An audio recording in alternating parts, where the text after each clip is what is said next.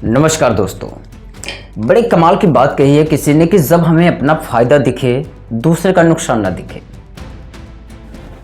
जब हमारा स्वार्थ हम पर इतना सबल हो जाए कि दूसरे का नुकसान कितना भी हो जाए हमें उसका कोई इफेक्ट नहीं है, तो फिर हमारे इंसान होने का कोई मतलब नहीं है। आज आपके आसपास पड़ोस में हर व्यक्ति ये चाहता है कि उसको सम्मान मिले। हर कोई सम्मान का भूखा है, क्योंकि खाने की तंगी लगभग किसी के पास नहीं है। मोदी सरकार उतना अनाज भी दे रही है, खर्चे की कोई दिक्कत नहीं है, क्योंकि महंगाई इतनी चरम सीमा पर है। हर कोई छोटा से छोटा काम भी कर रहा है तो उसकी एक दिन की मजदूरी 300 से लेकर 400 तक बनती है। अगर वो 200 रुपये खा जाता है तो फिर उसके पास 200 या फिर 100 रुपये बच सकते हैं। एक सीमित परिवार के लिए 8-10 लोग अगर मेंबर हैं एक ही फैमिली में, तो उनके लिए भी अलग अलग कार्य हैं और हर कोई कुछ ना कुछ करता ही है। वहाँ पर भी लगभग सिद्धांत यही अप्लाई होता है, राइट। इस बात को कहने से हम बिल्कुल भी नहीं कतरा सकते कि हर व्यक्ति ये चाहता है कि वो कहीं पर बैठे तो कुर्सियाँ लोग छोड़कर खड़े हो जाएं, सैल्यूट करें उससे।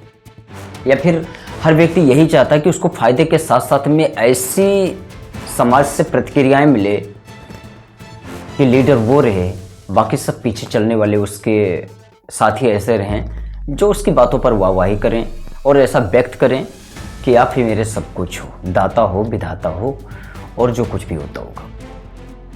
आज की पॉलिटिक्स इतनी गंदी हो चुकी है कि नेता ये नहीं सोचता कि सामने वाली पीढ़ी का हश्र क्या होगा, वो ये सोच रहा है कि अभी का मैटर सुलझाएं तो कैसे सुलझाए।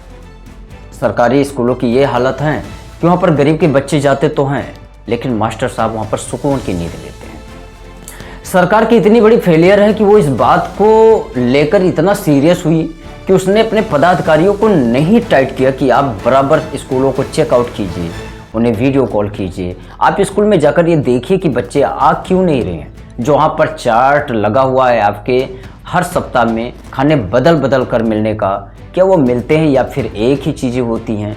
स्कूल की व्यवस्थाएं कैसे हैं, साफ सफाई है या फिर नहीं है, बच्चों के साथ में कैसा बिहेवियर कर रहा है टीचर, ठीक है या फिर नहीं है। इस बात को चेकआउट करने के लिए उसने पदाधिकारियों को कभी टाइट नहीं किया, बल्कि स्कूलों को मर्ज कर दिया।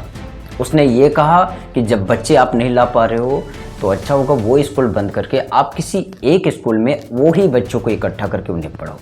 दूरी मैटर नहीं करती।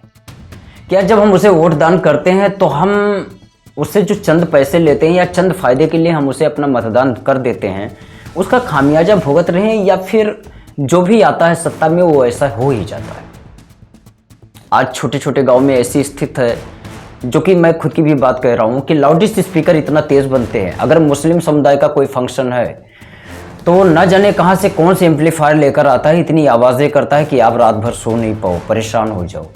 व्यक्ति लगभग हर कोई बिजी ही है, हर कोई काम करता ही करता है, उसे 6 से 7-8 घंटे की नींद चाहिए, वो भी लेने में उसे दिक्कत आ रही है। बात करें हिंदू साम्राज्य की तो वहां पर भी ऐसे लाउड स्पीकर बजते हैं कि लोग परेशान रहे। यानी दिखावे की प्रबलता इतनी क्यों है कि मैं ठीक हूं, मेरे भगवान को अच्छा लग रहा है नहीं लग रहा है उसका कोई इफेक्ट नहीं है, सामने वाला जल रहा है वो काफी है।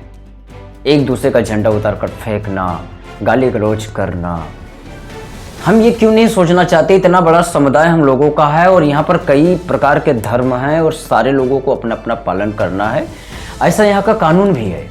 फिर हम किसी के प्रति इतना नफरत क्यों करें।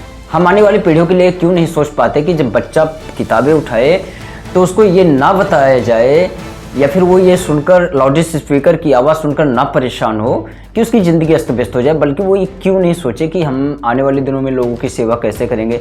जब किसी डॉक्टर के पास हम जाते हैं तो हम ये तो नहीं सोचते ना कि ये हिंदू है या फिर मुस्लिम है, हम उसे पेशेंट को आराम से दे देते हैं और उसमें उस समय भगवान दिखते हैं कि शायद ये खुदा मेरे इस परेशानी का हल हो।